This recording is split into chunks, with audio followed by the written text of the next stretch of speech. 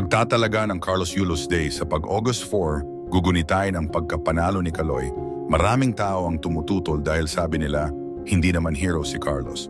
Ito ay kaugnay sa alitan ng kanyang pamilya at siya. Sabi ng mga eksperto, tama na ang mga rewards niya dahil hindi nila ito nakikitaan ng tagumpay kung hindi niya minamahal ang kanyang pamilya. Isa si Lou Veloso ang tumaliwas sa panukala na ito.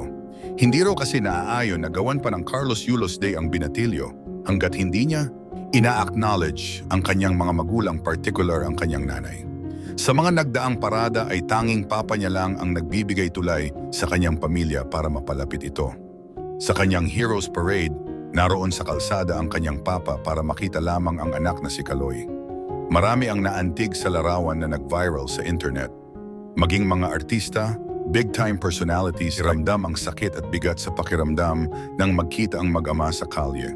Ayon sa netizens, hindi sila sang-ayon na maging hero si Kaloy dahil ang tunay na hero ay mapagmahal sa kapwa, higit sa lahat ay sa pamilya. Sa pagbabalangkas ng Yulos Day ay positibo na ituloy ito at ganapin pag August 4. Kahit maraming tutol, ay itutuloy pa rin ito ng lungsod ng Maynila. Sa kabila niyan, ilang big-time personality na rin ang tumulong para magkaayos ang pamilya ni Kaloy.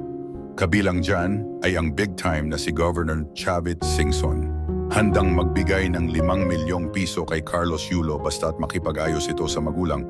Nangako ang dating gobernador ng Ilocos Sur na si Chavit Singson na magbibigay siya ng 5 milyong piso sa two-time Olympic gold medalist na si Carlos Yulo kung makikipagbati ang atleta sa kanyang mga magulang. Sa isang pahayag, nilinaw ni Singson na hindi siya magbibigay ng 5M para sa gintong medalya na nakuha ni Carlos, kundi para makita niyang buo ang pamilya ng atleta. Ayon sa kanya ay gusto niyang maging tulay upang makapag-usap si Carlos at ang kanyang mga magulang. Para lang magsama-sama silang magpamilya, magbibigay ako ng 80 milyon. Hindi dahil sa panalo niyang gold sa Olympics, more on sa pamilya. Anya, kasi nararamdaman ko yung masakit sa ama na aawayin ka ng anak mo at di man lang sila inimbita.